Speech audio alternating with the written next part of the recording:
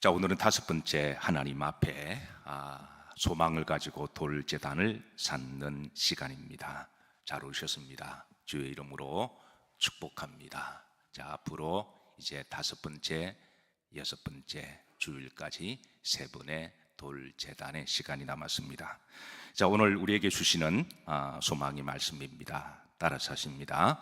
행복에 대한 기대와 소망. 자, 오늘 신명기 말씀에 따라서 하십니다. 이스라엘이요. 제가 아까 여러분 이름 넣으라 그랬잖아요. 제가 이스라엘 그래도 여러분은 여러분 이름을 넣으세요. 자, 이스라엘이요. 너는 어떤 사람이로다? 행복한 사람이로다 그랬습니다. 이 말에 가슴에 와닿으시나요?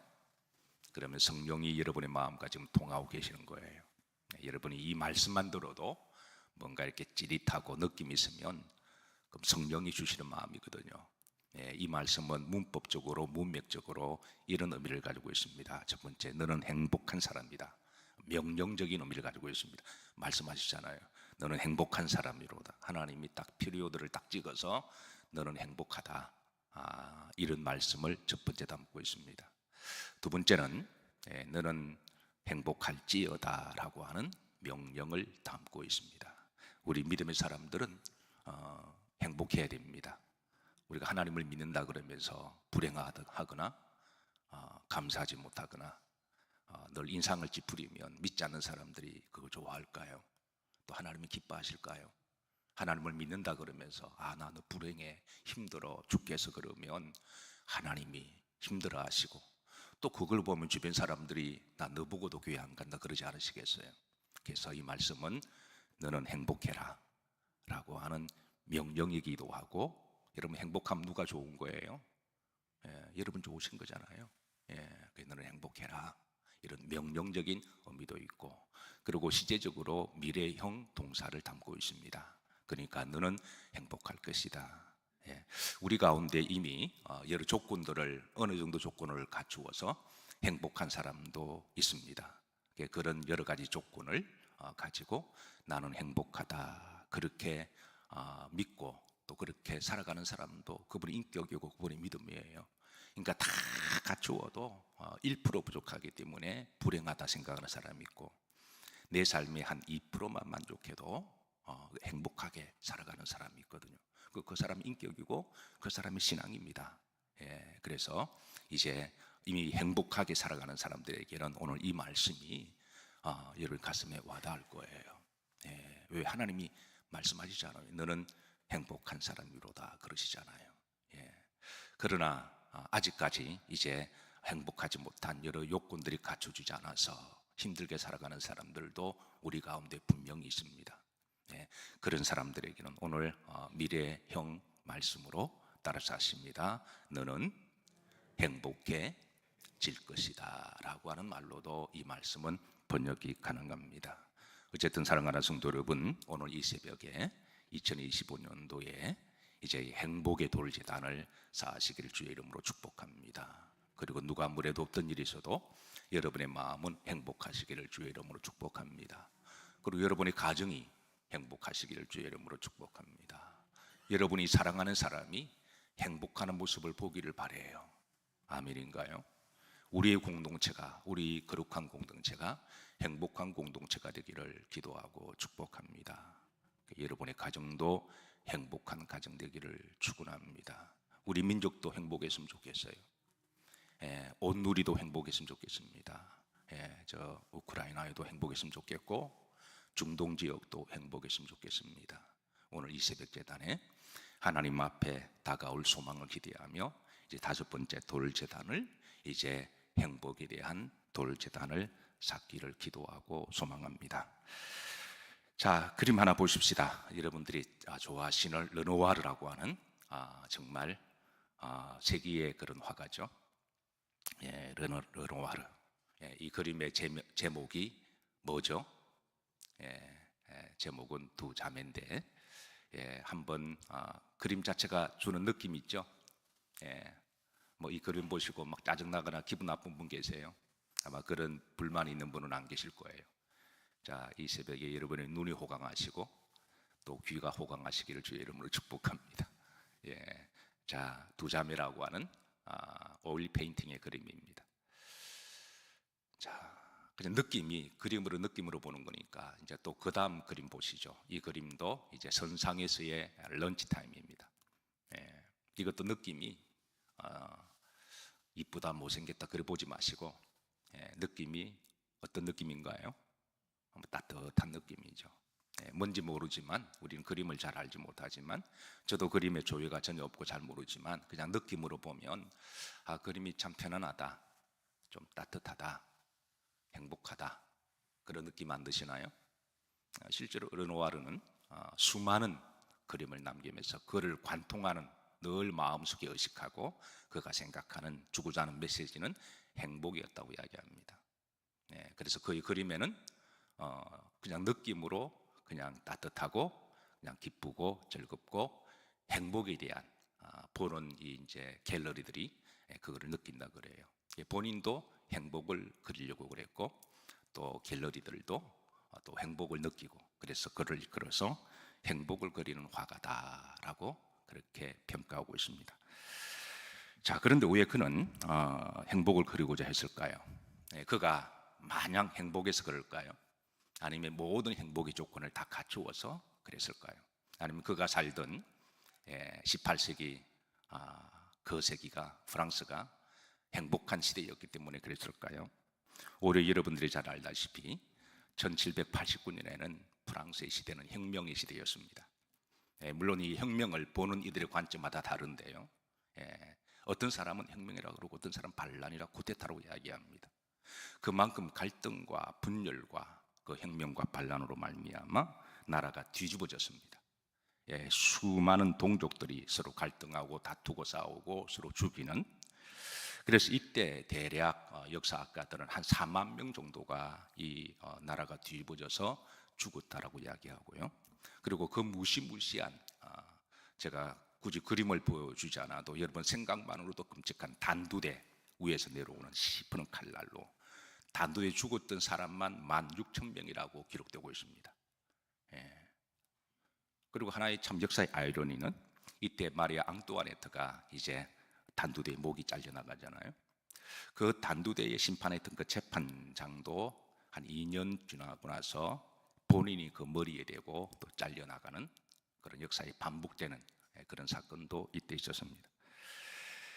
자, 그러다가 이제 이 혁명의 시기에 그때 이 분열의 영과 갈등과 저주의 영이 온 나라 하늘에 덮고 있을 때 프랑스의 백성들의 마음속에도 불행과 분열과 정오와 갈등과 죽음과 전쟁으로 가득 차 있을 때에 그때 또 기근이 다가왔죠. 그 기근은 프랑스의 역사 가운데 100년 만에 찾아오는 기근이라고 했습니다.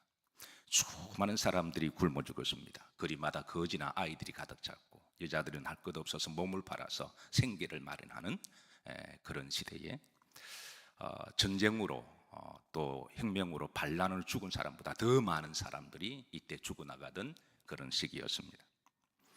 르누아르는 이런 비극적인 시대를 살아가는 사람들에게 불안과 고통과 두려움과 갈등과 분열의 영으로 가득 찬 이 시대에 하나님이 나에게 주신 은사를 통하여 내가 어떻게 저들에게 이 그림을 통하여 위로가 될 수가 있을까? 이 불행한 시대에 두려움과 고통의 시대에 그래서 그는 의도적으로 항상 밝은 그림만 그립니다. 따뜻한 그림만 그립니다. 화합하고 용서하고 행복할 수 있는 이래서 그의 이제 위대한 그림들이 탄생하게 됩니다. 오늘 이 시대에 이런 비슷한 일들이 지금 온 인류에 또 전쟁통에 우리나라에 그런 영들이 돌아다니고 있습니다. 올 한 해에 우리 그리스도인들이 이제 다시 한번 이 행복의 영이 사랑의 영이 용서의 영이 우리 가슴 속에 좀 가득 차기를 주의 이름으로 기도하고 소망합니다. 그래서 오늘 이 새벽에 우리가 쌓아 올려야 될 제단이 있다면 바로 이제 행복의 제단이요. 또 그 행복은 나만의 행복이 아니라 함께 더불어 누리는 그 행복의 제단과 기도를 올려드리기를 주의 이름으로 축복합니다. 자, 신명기 33장 29절 보십시다. 다시 한번 이제 초반절만 합독합니다. 이스라엘이여 너는 행복한 사람이로다. 아멘인가요? 네, 다시 합독합니다. 김한세요. 김한세는 어떤 사람이로다? 행복한 사람이로다. 가슴에 손을 얹으시죠. 하나님, 저는 행복한 사람입니다. 아멘인가요? 너는 하나님이 말씀하시면 그 말씀은 옳은 말씀이거든요. 그 말씀 앞에 자꾸 토달면 안 돼요. 이런저런 이유 가지고 하면 우리 하나님 말씀으로 사는 사람인 줄로 믿습니다. 말씀대로 믿고 말씀대로 천국 가는 거죠. 말씀대로 우리는 약속을 받고 말씀대로 응답을 받는 사람들입니다. 자, 신명기 10장 13절을 보시면 이렇게 말씀합니다. 자, 한번 초반절 합독합니다. 내가 오늘 무엇을 위하여? 자, 하나님도 말씀하시죠. 내 행복을 위하여. 하나님 우리가 행복하기를 원하세요. 내 행복을 위하여. 그러니까 하나님은 이미 행복하신 분입니다. 우리가 하나님 생각할 필요 없어요. 하나님은 우리의 행복을 위하여 그렇게 이제 기도하시고 소망하십니다. 자, 전도서 6장 줄에 보시면 하나님 이런 말씀하십니다. 너가 비록 천년의 갑절을 산다 할지라도 행복을 보지 못하면 그게 무슨 의미냐 그럽니다. 너가 아무리 장수하고 요즘 다 장수하는 게 다 소망이죠. 근데 행복하지 못하고 오래 살면 하나님 말씀하세요. 그게 뭐냐 그게. 내가 아무리 요즘 현대인의 편리를 많이 추구하잖아요. 좀 더 가지고 좀 더 많이 누리고. 근데 아무리 좋은 걸 누리고 살아도 행복하지 못하면 하나님 말씀하십니다. 그게 내게 무슨 의미가 있냐라고 물었습니다. 행복을 맛보지 못하면 그게 무슨 의미가 있냐. 사랑하는 성도 여러분, 하나님 우리가 하루를 살아도 행복하게 살길 원하십니다.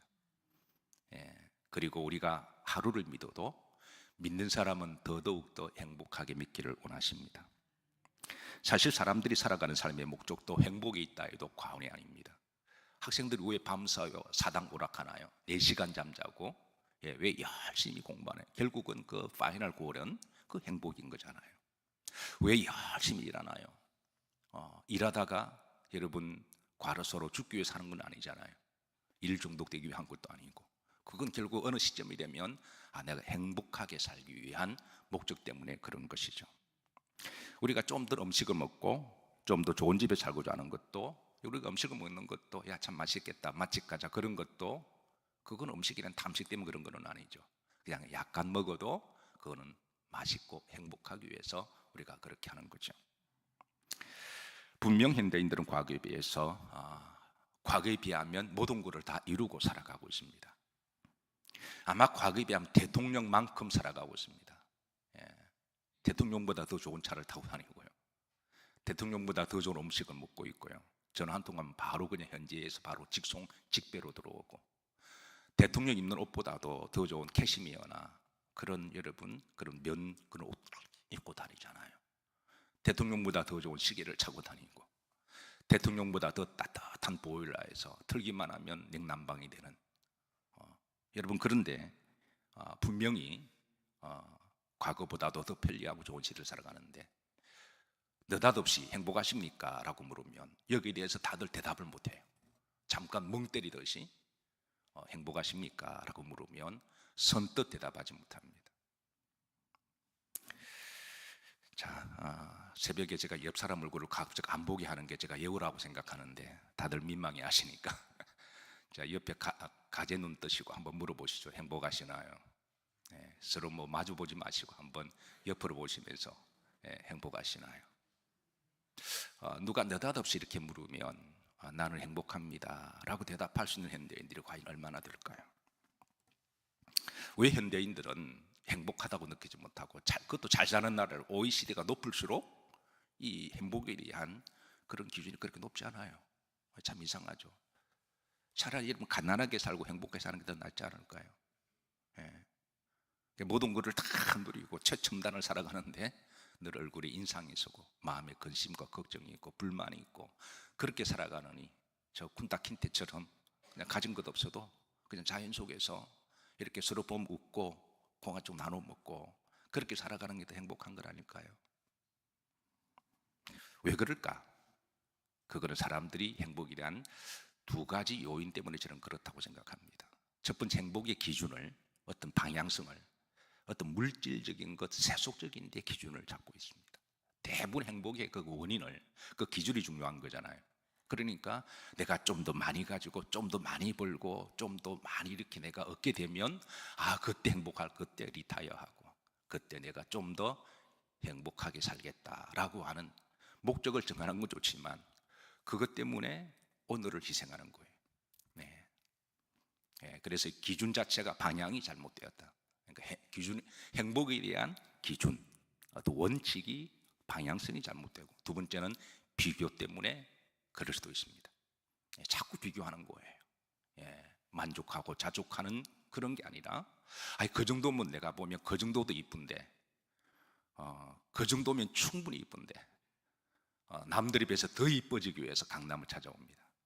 우리나라 사람이, 중국 사람들이 그 정도면 충분히 이쁜데, 그 정도면 충분히 살만한데, 그 정도면 충분히 가졌는데 좀 더. 그러니까 자꾸 비교하니까 이게 만족이 이렇게 항상 2%가 부족하다라는 거예요. 그 정도면 충분한데, 여러분 저 정도면 얼굴이 괜찮지 않나요? 왜 아멘들을 안 하나요? 여러분 저 정도면 그래도 얼굴이 괜찮지 않나요? 감사합니다.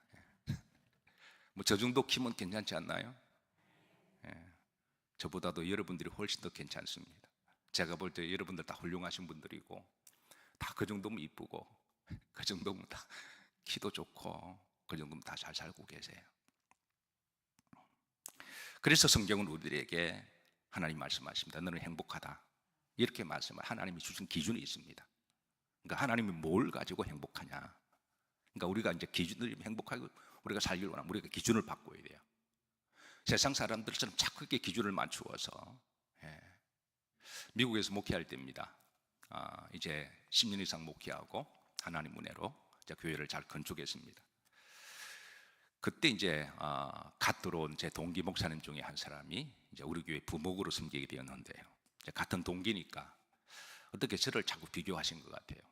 그래서 이제 이미 미국에 자리 잡고 교회도 건축하고, 사실 미국에 하는 교회들이 많이 있지만 자기 건물을 가지고 있는 교회가 거의 100교회가 한 두세 교회밖에 없어요. 교인들도 뭐 많아야 한 30명, 50명 정도 선이거든요. 근데 제가 뭐 잘해서가 아니라 하나님 은혜로 건축도 좀 했고, 그리고 교인들도 한 200명 정도 되고 그러니까 아마 부러웠던 것 같아요. 그럼 저를 볼 때마다 빨리 나처럼 되려고, 그 눈을 보면 그냥 뭐 욕망과 어떤 성공이다 눈이 이글이글거려요. 제가 하도 몇 번 이야기했습니다. 한 10년 내가 죽었습니다. 미국에서 목회하면 바닥에서 기고 10년 정도 지나야 하나님이 좀 길을 열어주실 거라고, 어떻게 오고 그 다음에 그렇게 될 수가 있어요. 그러니까 그 비교하는 것 때문에 늘 저를 볼 때마다 저를 미워했던 그런 느낌이 있습니다. 마치 사울이 다윗을 보고, 그래서 성경 우리들에게 비교하지 마라 그렇게 말씀하시는 거죠. 하나님 주시는 행복에 대한 기준이 뭐냐? 그러니까 너는 이미 행복하다. 그리고 행복할지어다. 그리고 지금 혹이라도 그래, 너가 뭔가 좀 부족하냐?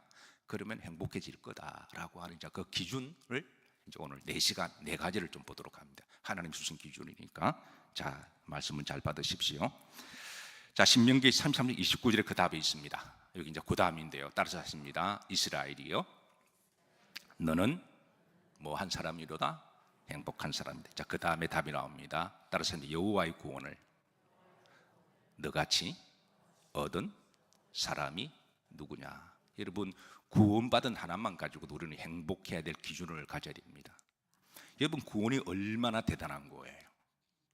여러분, 대통령도 천국 못 갑니다. 예수님의 복음 알아야 천국 가고요. 그리고 그 누구도 천국 못 갑니다. 오직 우리는 하나님의 은혜로 구원받은 백성들입니다. 이건 엄청난 사건인데, 이거는 얻다, 이게 얻은 이제 이 말은 바로 공짜라고 하는 거거든요. 우리가 뭐 노력을 통해서 얻었나요? 우리가 주님 은혜로 우리가 구원받은 거잖아요. 그러니까 우리가 이것 하나만 가지고도 우리에게는 영생의 천국이 있고, 또 하나님이 나와 함께 하시고, 그는 너를 돕는 방패시고, 그리고 내 영광의 칼이시로다. 이걸 우리 지키시고 함께 하시겠다는 거거든요. 우리가 이것 하나만 가지고도 여러분 행복해야 합니다. 비록 내 지금 삶이 힘들고 어려워도 그래 뭐 고생해도 나사로처럼 뭐 고작 6, 70년이고 우리의 영원한 삶은 이제 완전한 천국에 있다라고 바라보면 그게 위로가 되지 않을까요? 위로가 되기를 축복합니다. 그래서 하나님 말씀하십니다.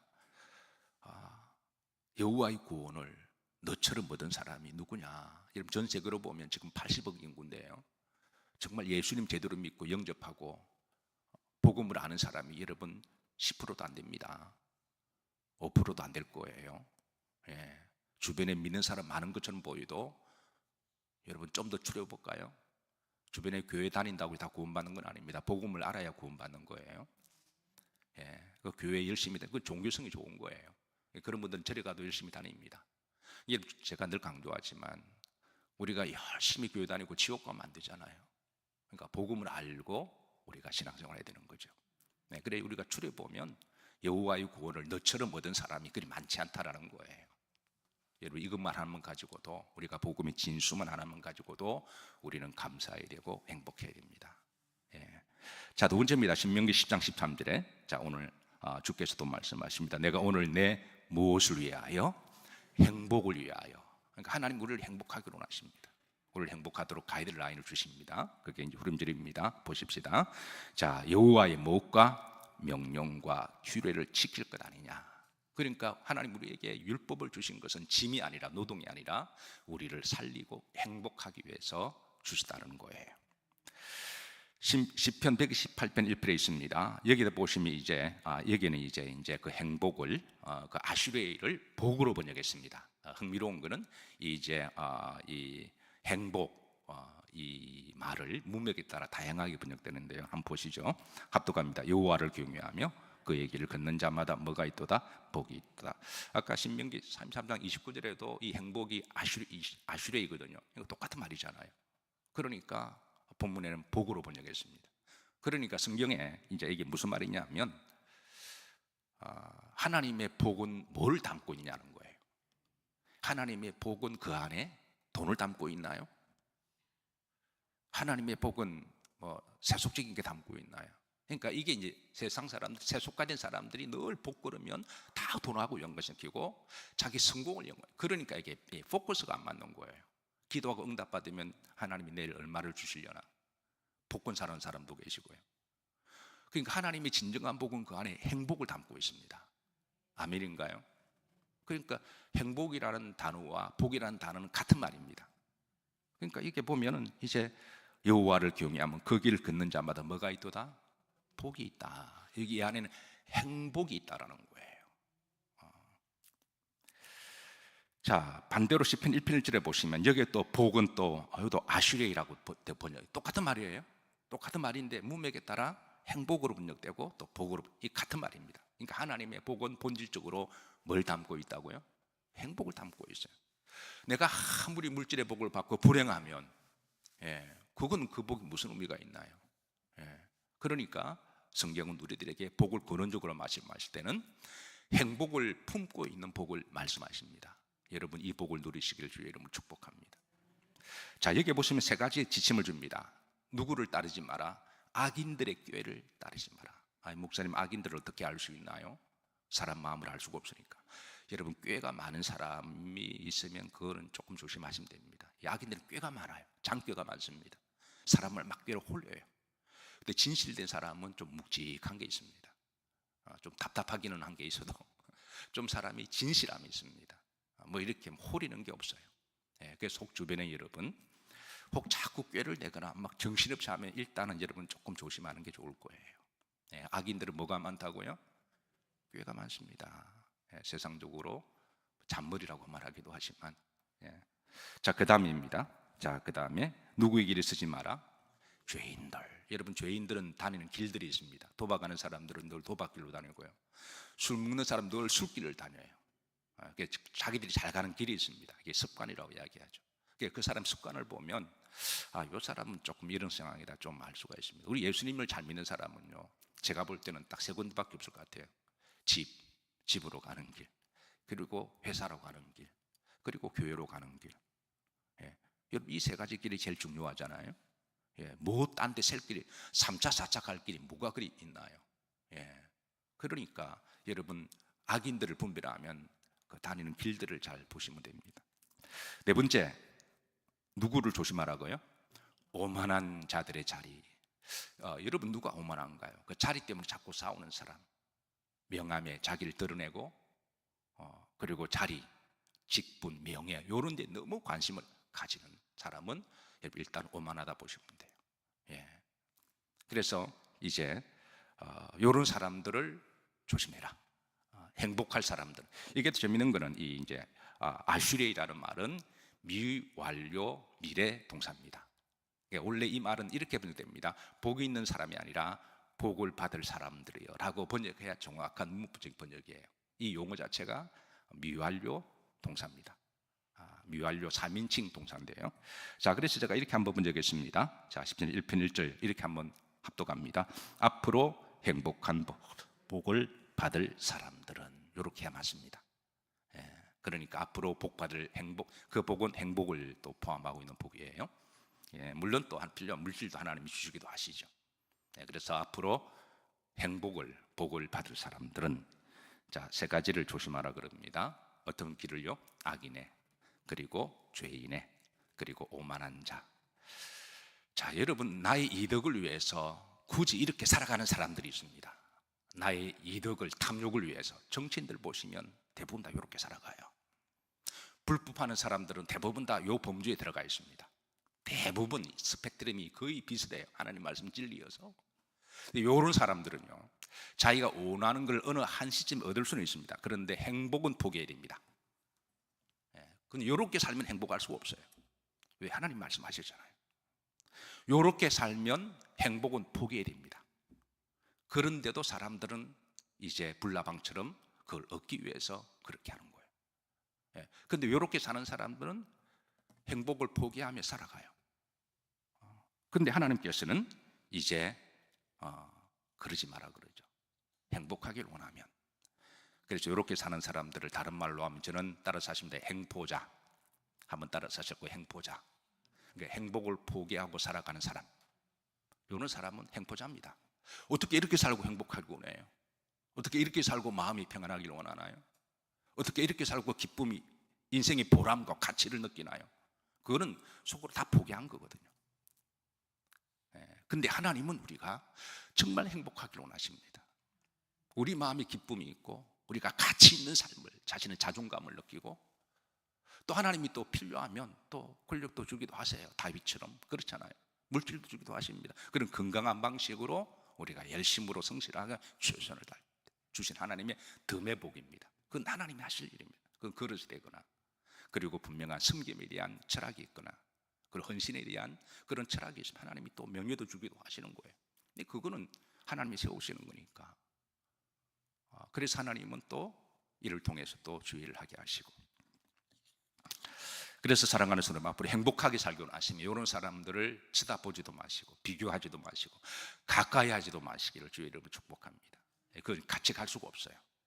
하나님 우리를 행복하게 원하십니다. 올 한 해 행복하시기를 주의 이름으로 축복합니다. 세 번째 하나님 기준입니다. 범사에 감사해라. 우리가 잘 아는 말씀이죠. 데살로니가전서 5장 18절. 이거는 너무너무 감사해요. 하나님 해마다 감사 절기를 주어서 반복하게 듣게 하십니다. 제가 늘 강조하지만 감사와 행복은 한 집에 산다. 감사, 따라서 산다. 감사와 행복은 한 집안에 산다. 반대로 불평과 원망도 불행도 한 집안에 삽니다. 특별히 사랑하는 사람일수록 범사에 감사라고 가르쳐 주십니다. 시편 133편 1절 보시면 보라 형제가 연합하여 동감하며 어찌 그리 선하고 아름다워. 하나님 형제가 가정 안에서 형제와 부부가 자매와 얼마나 선하고 얼마나 아름다운고 얼마나 행복한가라고 일러주십니다. 3절에 하나님이 내가 그곳에 복을 명하셨나니 곧 영생이로다. 그곳에 행복을, 여기에 아슈레이를 명하셨나니 곧 구원의 복이로다. 영생의 복이로다. 그랬습니다. 사랑하는 성도 여러분, 사랑하는 사람들에게는 따지고 계산하는 대상이 아니라 감사의 대상임을 알려줍니다. 내가 정말 사랑한다면 그 사람에게 여러분 일일이 따지고 계산하고 꼬치꼬치 이게 하면 그건 관계가 깨집니다. 부부지간에도 우리가 일일이 따지고 계산하지 않잖아요. 왜냐하면 그거는 사랑하는 사람에게는 따지고 계산하는 대상이 아니라 그런 감사의 대상이 되면 그런 것이죠. 여러분 소중한 친구들이 있습니까? 정말 그 친구와 롱런하기를 원하시나요? 그러면 따지고 계산하면 그건 불가능하죠. 내가 정말 사랑하고 오래 갈 사람들일수록 그거는 따지고 계산하는 대상이 아니라 그는 감사의 대상이죠. 예. 여러분 우리 성도들끼리 여러분 천국 다 같이 가기로 원하시나요? 예. 여러분 옆 사람 손에 손잡고 천국 가기 원하시죠? 그러려면 따지고 계산하는 대상이 아니라 감사의 대상이 되어야 됩니다. 좀 서로가 부족해도 나는 안 부족하나요? 나는 완벽한가요? 우리 다 부족하잖아요. 그러니까 우리는 서로 볼 때마다 감사의 대상으로 볼 때 감사와 행복은 어디에 산다고요? 한 집안에 삽니다. 저는 우리 영일교회가 올 한 해도 행복한 교회가 되기를 기도하고 축복합니다. 그러니까 여러분들의 가정도 사랑하는 사람일수록, 여러분 특히 명심, 사랑하는 사람일수록 선을 넘으면 안 돼요. 친하다고 편하다고 선을 막 넘게 되면 여러분 고등학교 때 선 넘다가 다 죽습니다. 피고하다가. 선 넘으면 다 죽어요. 그러니까 사랑하는 사람일수록 지혜롭게 선을 지키는 게 그 서로의 예우기도 하고 복이기도 한 거죠. 마지막입니다. 좋은 성품을 가지라고 권면합니다. 골로새서 3장 12절부터 14절까지 여기 보면 이제 하나님은 우리들을 좋은 성품으로 만들 8가지의 성품의 어떤 자질들을 요구하십니다. 한번 여러분 한번 붉은색 부분만 제가 표시했으니까 말씀 시간이 길고 하니까 자 8가지입니다. 붉은색 부분만 다 같이 합독합니다. 시작.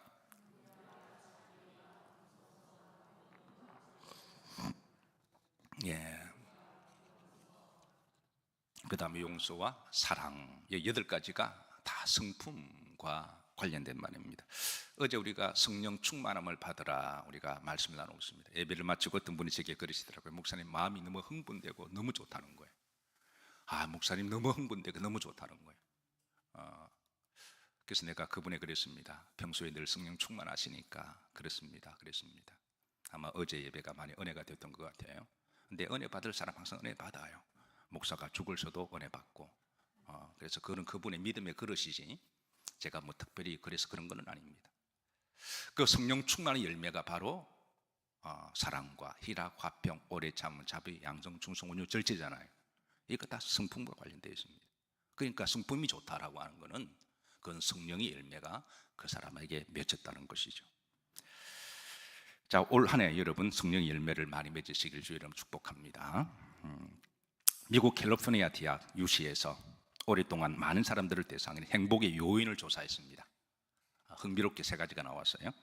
잘 들어보세요. 첫 번째, 환경적 요인이 행복을 좌우한다. 이게 10%밖에 안 된다는 거예요. 우리는 환경 요인이 거의 100% 생각하잖아요. 근데 그건 의외로 10% 정도 영향이 있답니다. 두 번째, 인간의 노력과 의지. 내가 좀 행복해야 되겠다. 이게 한 40% 정도를 차지한답니다. 근데 세 번째입니다. 50% 차지하는 가장 많은 행복 요인이 바로 뭐로 나왔을까요? 성품이 나왔어요. 그 사람의 성품, 성격, 요게 행복 요인의 가장 큰 영향력이 나왔습니다. 그래서 그 대학에서 내린 결론은 현대인들이 다 행복하게 살기 원하시잖아요. 그럼 행복하기 원하면 먼저 성격을 바꾸라라고 권면합니다. 그 너 성격이 문제라는 거예요. 말씀을 정리합니다. 올 한 해 우리가 쌓아올 이 소망의 재단 위에 여러분 행복의 돌 재단을 쌓도록 하십시다. 우리가 말하는 그 행복은 나만의 이기적인 행복이 아니라 나의 행복으로 인하여 옆 사람도 행복하고 그리고 가정이 행복하고 그리고 우리 공동체가 행복하고 나와 관계하는 사람 따라 행복하고 그리고 우리 마음이 행복하고 그럼 하나님이 행복하시지 않으시겠어요? 이스라엘이여 너는 어떤 사람이로다? 행복한 사람이로다. 나는 내 행복을 위하여.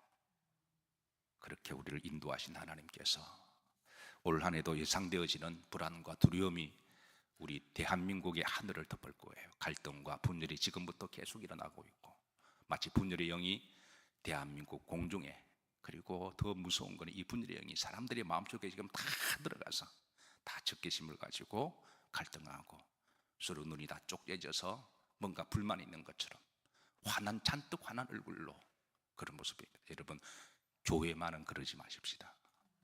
예, 하나님의 집입니다. 그리고 우리는 믿는 사람들이잖아요. 그러니까 여러분, 세상이 앞으로 어떻게 돌아갈지는 모르겠지만, 그러나 하나님은 우리가 행복하게 믿음 생활 잘하기를 원하시고, 또 행복한 바리새인들이 되셔서 여러분들을 말미암아 주변 사람들이 더 기쁘고 웃는 일이 더 많아지기를, 더 행복한 올 한 해가 되기를 주의 이름으로 축복합니다.